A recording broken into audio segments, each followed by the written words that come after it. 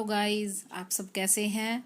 आज हम अपना मनी एंड बैंकिंग का चैप्टर बैंकिंग स्टार्ट कर रहे हैं। बैंकिंग जो बैंकिंग क्या होता है। बैंकिंग में हम व्यापारिक बैंक वगैरह करते हैं। व्यापारिक बैंक कौन से होते हैं, जैसे हमारे HDFC, SBI, ये सब हमारे कमर्शियल बैंक होते हैं। व्यापारिक बैंक ऐसी वित्तीय संस्था है जो लोगों से जमाएं स्वीकार करते हैं तथा विभिन्न कार्यों के लिए ऋण देती हैं तथा अन्य विभिन्न कार्य भी करते हैं।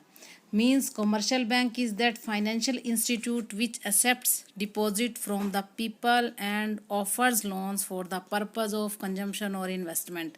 मीन्स क्या है हमारा कि बैंक क्या करते हैं हमसे, जो लोग अब क्या है, हम लोग जो हैं बचते करते हैं, बचत करने के बाद हम क्या करते हैं, हम बैंकों में जमा करते हैं। वही जो है बैंक उन्हीं को ही आगे इन्वेस्टमेंट करता है या फिर उन्हीं को आगे लोन देता है जिससे वो प्रॉफिट कमाता है। इसी को हम कमर्शियल बैंक कहते हैं। अब हम इसके फंक्शंस देख लेते हैं। जैसे हमने पिछले चैप्टर में मनी में पढ़ा था, मनी के भी फंक्शन थे प्राइमरी एंड सेकेंडरी, वैसे ही हमारे अब बैंकिंग के भी फंक्शन है primary and secondary. Primary function क्या होते हैं हमारे, एक है हमारा ये प्राइमरी फंक्शन, दूसरा है सेकेंडरी फंक्शन। प्राइमरी फंक्शन में क्या है हमारे एक्सेप्टेबलेंस ऑफ डिपॉजिट और एडवांसिंग लोन, और सेकेंडरी फंक्शन में क्या है हमारा overdraft facility, discounting bills of exchange and general utility of function. ये क्या है हमारे फंक्शन है प्राइमरी एंड सेकेंडरी। प्राइमरी में दो आते हैं, acceptance of deposits, advancing loans, and secondary में कौन कौन से आते हैं हमारे overdraft facility, discounts, bills of exchange, general utility of function. अब हम इसमें जो है हमारे अब जो है ये हमारे जो कार्य हैं इसके, मीन्स जो हमारे इसके फंक्शन है उसमें सबसे पहले क्या है एक्सेप्टिंग डिपॉजिट, यानी कि जमाओं की स्वीकृति, यानी कि जो हमारे जो बैंक हैं वो जमा स्वीकार करते हैं, वो किस तरह से करते हैं ये सब। इसका the main function of a commercial bank is to accept maximum kinds of deposit. Means जो हमारे बैंक है वो क्या करते हैं, कमर्शियल बैंक ज़्यादा से ज़्यादा डिपॉजिट अपने पास रखते हैं। इसमें 3 प्रकार की जमाएं स्वीकार होती हैं, मीन्स 3 टाइप्स होते हैं ये। फर्स्ट कौन सा है, करंट अकाउंट डिपॉजिट, यानी कि चालू खाता जमाएं। इसमें क्या होता है, इसमें बिना प्रतिबंध के, इसमें क्या है चालू खातों में जमा जो है वो जमा कर दी जाती है इनमें बिना प्रतिबंध के, मीन्स किसी भी टाइप का कोई रिस्ट्रिक्शंस नहीं होती है। वो जमाओं को निकाल लेते हैं।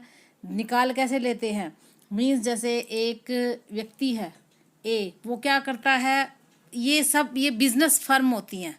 डेली वो क्या करता है, बिजनेस लोग क्या करते हैं, डेली उसको बैंक में जमा कराते हैं, डेली वो निकालते हैं। और चेक की सुविधा है, क्योंकि मोस्टली वो ये काम चेक के थ्रू ही करते हैं। ये क्या है, इसमें क्या है, एक इसमें सबसे बड़ी बात यह है कि इन जमाओं पर कोई ब्याज नहीं दिया जाता, क्योंकि इसमें जो है बैंक जो है हेल्प करता है। मीन्स जैसे प्रतिबंध नहीं लगा के वो उनको डेली, ये जो डेली रूटीन की वो करते हैं, डिपॉजिट कराते हैं, निकालते हैं, ये हमारा चालू खाता जमाएं होते हैं, मीन्स करंट अकाउंट डिपॉजिट होता है। सेकंड है हमारा फिक्स डिपॉजिट, यानी कि स्थायी जमाएं। ये स्थायी जमाएं क्या होती है, ये एक निश्चित स्थिर, यानी कि एक निश्चित समय के लिए फिक्स्ड होती हैं, जैसे 5 ईयर हो गया या 10 ईयर हो गया। इसमें ओनली 2 ट्रांजैक्शंस हो सकती हैं। अभी है हमारी जो है फिक्स डिपॉजिट में क्या होता है, इसमें हम केवल 2 ही ट्रांजैक्शन करते हैं, एक जब हम जमा करते हैं और दूसरी जब हम निकालते हैं। क्योंकि इसमें जो है एक टाइम पीरियड होता है, यानी कि मैंने अभी बोला है ना कि जैसे 5 वर्ष के लिए हम जमा कर देते हैं। और इसमें सबसे बड़ी बात यह है कि इसमें ब्याज बहुत मिलता है, सबसे ज़्यादा ब्याज इसी में मिलता है फिक्स डिपॉजिट में। और ये कौन करते हैं, हाउस होल्ड करते हैं। तीसरा हमारा जो है सेविंग अकाउंट डिपॉजिट, ये कौन सी होते हैं, बचत खाता जमाएं। इसमें भी क्या होता है, ये एक जो नॉर्मली हम सब सेविंग अकाउंट डिपॉजिट ही करवाते हैं। इसमें क्या होता है, लिमिटेशन नंबर ऑफ ट्रांजैक्शन, यानी कि इसमें हम आप ट्रांजैक्शन जो है लिमिट में, ऐसी बात नहीं है कि आप निकाल नहीं सकते या निकाल सकते हो, लेकिन एक लिमिट के हिसाब से होता है। और चेक से भी निकाला जा सकता है। इसमें चेकों की संख्या पर प्रतिबंध होता है, जबकि हमारे ये हमने जो पढ़ा है फर्स्ट में, इसमें करंट अकाउंट डिपॉजिट में हमारे चेक में कोई प्रतिबंध नहीं होता, उन्हें अपनी मर्जी से कर सकते हैं वो। लेकिन जो हमारा सेविंग अकाउंट डिपॉजिट है, इसमें हमारे चेक से हम पेमेंट कर सकते हैं, बट एक लिमिट के हिसाब से ही होता है। और इसमें जो है ब्याज दर जो है हमारे फिक्स डिपॉजिट से कम होता है। फिर है हमारा एडवांसिंग ऑफ लोन्स। अब जो हमारी दूसरी हमने क्या बोला था, एडवांसिंग ऑफ लोन, यानी कि ऋण देना। ऋण या अब ऋण कितने, अब क्या है, गवर्नमेंट जो है ऋण भी देती है, ठीक है ना। इसमें क्या करते हैं हम, गिविंग लोन्स मीन्स जैसे कैश क्रेडिट, नगद साख। इसमें क्या होता है, जो वो हमारी जो बैंक हैं वो हमें लोन देते हैं, ऋण देने योग्य व्यक्ति अगर एक सीमा तय कर देते हैं इसमें। जैसे कि इसमें क्या है, loan given against current acceptance means जो हम उसमें जमा कराते हैं उसके अकॉर्डिंगली हमें कैश क्रेडिट मिलता है। Interest is charged on amount actually withdrawal. इसमें देखो ये एक चीज़ समझने वाली बात है कि यहाँ पे जो है सबसे बड़ी बात ये है कि देखो ये जो है यहाँ पे हमने क्या बोला है कि इसमें जो है एक, सॉरी गाइज, यस, इसमें जो है हम मान लो कि एक व्यक्ति ये है ए, ठीक है, उसने क्या किया, 1 लाख मीन्स 10 लाख का लोन लिया, ठीक है। अब 10 लाख लोन में से उसने मान लो कि 5 लाख, अभी फ़िलहाल उसने 5 लाख ही बाहर निकाले। ये आप सबको पता है कि जब भी बैंक हमारा कोई लोन पास करता है तो वो हमें चेक के थ्रू ही हम लोग निकालते हैं, ये सब कुछ करते हैं। तो अगर जब उसने 5 लाख रुपए निकाले हैं तो यानी कि उसको इस पे सिर्फ 5 लाख रुपए पे ही ऋण देना होगा, मीन्स ब्याज इंटरेस्ट देना होगा। यानी कि ये है इसका मीनिंग कि loan given against with current assets interest is charged on amount actual withdrawal, means जो एक्चुअल में उन्होंने वो किया है, निकाले हैं, उसी के ऊपर ये सब दिया जाता है। इसमें और क्या है हमारा, इसमें हमारा दूसरा क्या है हमारा, डिमांड लोन्स। ये बहुत कम देखने को मिलता है क्योंकि इसमें loan which can be recalled by bank on demand, यानी कि अगर डिमांड है तो आप उससे बैंक उससे ले सकता है, ठीक है ना, जिसे मांगने पर लौटाना पड़ता है। मांग ऋण ऐसा ऋण होता है जिसे मांगने पर लौटाना होता है, यानी कि वापस करना होता है बैंक को। और इसमें क्या है, एक शॉर्ट टर्म लोन, इसमें शॉर्ट टर्म लोन्स आते हैं, अल्पकालीन ऋण, means these are given as personal loans against some collateral security, means इसमें क्या होता है कि हमें एक शॉर्ट टर्म मीन्स जैसे 1 साल से कम या उससे बस इतनी ही लिमिट के लिए वो लोन दिया जाता है। इसमें एक किस्त या एक समय अंतराल में ऋण की कई किस्तों के रूप में वापसी करनी होती है। बस यही हमारा जो है शॉर्ट टर्म लोन्स है। आगे है हमारा सेकेंडरी फंक्शन। ये थे हमारे प्राइमरी फंक्शन, जिसमें क्या क्या था हमारा प्राइमरी फंक्शन में हमारे थे सेविंग, 3 टाइप्स के अकाउंट होते हैं, current account deposit, fix deposit and saving account deposit. और फिर हमारा सेकेंडरी क्या था हमारा, लोन मीन्स गिविंग लोन्स, जिसमें डिमांड लोन्स था, एक हमारा कैश क्रेडिट और तीसरा क्या था, शॉर्ट टर्म लोन्स। अब हमारा है सेकेंडरी फंक्शन। सेकेंडरी फंक्शन में क्या होता है, ओवरड्राफ्ट फैसिलिटी। इसमें क्या है, ओवरड्राफ्ट फैसिलिटी, ये क्या होती है, जो ग्राहक को उसके चालू खाते पर जमा राशि से अधिक निश्चित सीमा तक राशि निकालने पर प्राप्त होती है। ये क्या होती है, ये किनको मिलती है ये फैसिलिटी, जो करंट होल्डर होते हैं, यानी कि जो करंट अकाउंट डिपॉजिट वाले होते हैं, करंट होल्डर, ये फैसिलिटी उनको ही मिलती है। क्यों, क्योंकि इसको जो है जो डेली बचत करते हैं, मीन्स मान लो अब के हमारे 1 लाख रुपए, मान लो कि एक इसको जो भी हमारा कस्टमर है उसको ए है, उसने जो है 1 लाख रुपए हैं उसके अकाउंट में, ठीक है। अब मान लो कि उसको किसी को 1,25,000 रुपये देने हैं और उसके अकाउंट में सिर्फ 1 लाख है, तो ऐसे में बैंक क्या करता है, अपने पास से 1,25,000 रुपये उसको दे देता है। क्यों? क्योंकि उसको पता है कि जो 25,000 रुपये हैं वो कल वापस उनके अकाउंट में आ जाएंगे। अब अगर मान लो कि नेक्स्ट डे उसने 1,00,000 रुपया जमा कराया, ठीक है, अब इसमें से क्या है, ऑलरेडी उसके अकाउंट में कितने रह गए थे, -25,000। अब उसके अकाउंट में कितने बच जाएंगे, 75,000, क्योंकि 25,000 जो थे वो बैंक ने अपने ले लिए होते हैं। तो ये वैसे इसमें हम ओवरड्राफ्ट की सुविधा जो है ये इसमें क्या होता है, क्योंकि ओवरड्राफ्ट की सुविधा उन्हीं लोगों को मिलती है जो रिस्पेक्टेबल होते हैं, रिलायबल होते हैं, क्योंकि जिनके ऊपर बैंक को विश्वास होता है, फेथ होता है।